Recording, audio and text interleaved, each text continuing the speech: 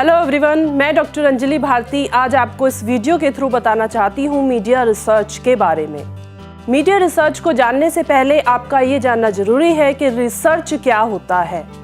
ज्ञान की खोज रिसर्च है। इन डेप्थ इंफॉर्मेशन को गेन करना रिसर्च है। An attempt to discover something new is research in itself. Research को जानना इसलिए ज़रूरी है क्योंकि हर एक फील्ड में, जैसा कि स्टूडेंट्स बहुत ज़्यादा कंफ्यूज्ड हैं कि हम किसी भी फील्ड में मीडिया रिसर्च और रिसर्च को क्यों पढ़ना चाहते हैं। सबसे पहले मैं आपको ये क्लियर करना चाहूँगी कि आप किसी भी फील्ड में जाइए, चाहे वो मीडिया की फील्ड है या फिर इवेंट मैनेजमेंट है, आप अपना बिजनेस करते हैं, आप पब्लिक सेक्टर में जाना चाहते हैं, आप प्राइवेट सेक्टर में जाना चाहते हैं, रिसर्च उतना इम्पॉर्टेंट है जितना आपके अदर सब्जेक्ट्स। ये एक स्पेशलाइज्ड सब्जेक्ट है जिससे कि आपको आपकी हर एक फील्ड में बेनिफिट होगा। इसलिए रिसर्च को जानना आपके लिए, सबके लिए बहुत ज़रूरी है, चाहे आप किसी भी फील्ड में आगे बढ़ें। तो यहाँ पर स्पेशलाइज्ड सब्जेक्ट है मीडिया रिसर्च, तो मैं थोड़ा सा आपको मीडिया रिसर्च के बारे में बताना चाहती हूँ। सबसे पहले आप ये जानिए कि मीडिया क्या है और मीडिया रिसर्च क्या है। मीडिया रिसर्च बेसिकली फोकस करता है मीडिया को। मीडिया मीन्स क्या? Media means the effect of media. Effects जो भी हैं मीडिया के in the aspects of sociological, psychological और physical is media research. This is bit different from research, but basically the process is always the same, whether you study about the research or media research. आप media research में study करिए या फिर research में study करिए, process हमेशा same ही होगा। तो आपको जानना ज़रूरी है कि मीडिया रिसर्च और रिसर्च के डिफरेंस के बाद आपका आगे बढ़ने के लिए क्या प्रोसेस रहेगा। यहाँ पर मैं कुछ बेसिक स्टेप्स आपको बताना चाहूँगी। किसी भी फील्ड में रिसर्च के लिए इन बेसिक स्टेप्स को यूज़ करके आप इजीली रिसर्च स्टडी कर सकते हैं।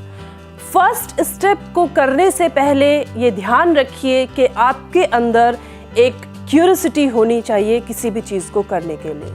क्यूरियोसिटी कहाँ से आती है? क्यूरियोसिटी आती है आपके डाउट्स से। जब तक आपके अंदर किसी भी तरह के डाउट्स नहीं हैं तो आपको कोई भी जिज्ञासा या क्यूरियोसिटी कभी नहीं हो सकती। सबसे पहले आप अपने अंदर डाउट्स लाइए जो आपको ले जाएंगे क्यूरियोसिटी की तरफ। एंड क्यूरियोसिटी सबसे ज़्यादा एक फाउंडेशन है या फिर आप कह सकते हैं एक नींव है या एक रीज़न है रिसर्च स्टडी करने के लिए। अगर आपके पास क्यूरियोसिटी है, अगर आपके पास डाउट्स हैं, it will finally leads to research. तो फ्रेंड्स, आपका फर्स्ट स्टेप होगा डाउट्स और आपकी क्यूरियोसिटी, जो आपको ले जाएगा एक आइडिया की तरफ। जैसे ही आपका आइडिया जनरेट होगा वो आपको ले जाएगा एक प्रॉब्लम की तरफ। सेकेंड आपका स्टेप है प्रॉब्लम ऑफ द स्टेटमेंट। जब भी आप किसी भी फील्ड में रिसर्च करना चाहें तो आइडिया से जनरेट हुई प्रॉब्लम ही आपका सेकेंड स्टेप होगा। प्रॉब्लम ऑफ द स्टेटमेंट के बाद आपका नेक्स्ट स्टेप आता है ऑब्जेक्टिव्स। ये बहुत ज़रूरी है कि आप कोई भी रिसर्च करें, आपके पास आपके कुछ फिक्स्ड ऑब्जेक्टिव्स होने चाहिए जिनको लेकर आप आगे स्टडी कर सकते हैं। ऑब्जेक्टिव्स के बाद आपकी नेक्स्ट स्टेप जो आता है वो आता है data collection. Friends, data collection करने के बहुत सारी टेक्निक्स हैं, लेकिन यहाँ पर इस वीडियो में क्योंकि मैं सिर्फ आपको एक बेसिक प्रोसेस बता रही हूँ, तो आपका थर्ड स्टेप होगा कि आप डेटा कलेक्शन करें। वो थ्रू सैम्पलिंग हो सकता है, थ्रू आप क्वेश्चनेयर, इंटरव्यू शेड्यूल, ऑब्जर्वेशन या किसी भी टेक्निक से आप अपना डेटा कलेक्शन कर सकते हैं। नेक्स्ट स्टेप आपका आता है जो आपने डेटा कलेक्ट किया है उसको आप कैसे एनालाइज करेंगे, means analysis of data.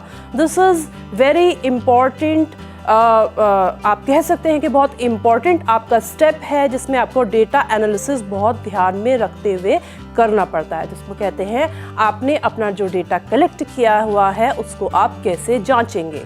Data analysis के भी कई टेक्निक्स होती हैं जिसमें आप क्वांटिटेटिव और क्वालिटेटिव तरीके से अपने डेटा को एनालाइज कर सकते हैं।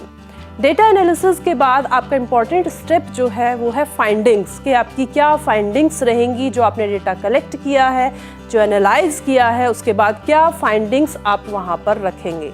फाइंडिंग्स के बाद it is but obvious the conclusion आपका फाइनल होगा, बट आपको अपना कंक्लूजन ध्यान में रखते हुए अपने ऑब्जेक्टिव्स को तभी मेंशन करना होता है। These are the basic steps of research process जिनको आप यूज करके किसी भी फील्ड में रिसर्च को कंटिन्यू कर सकते हैं।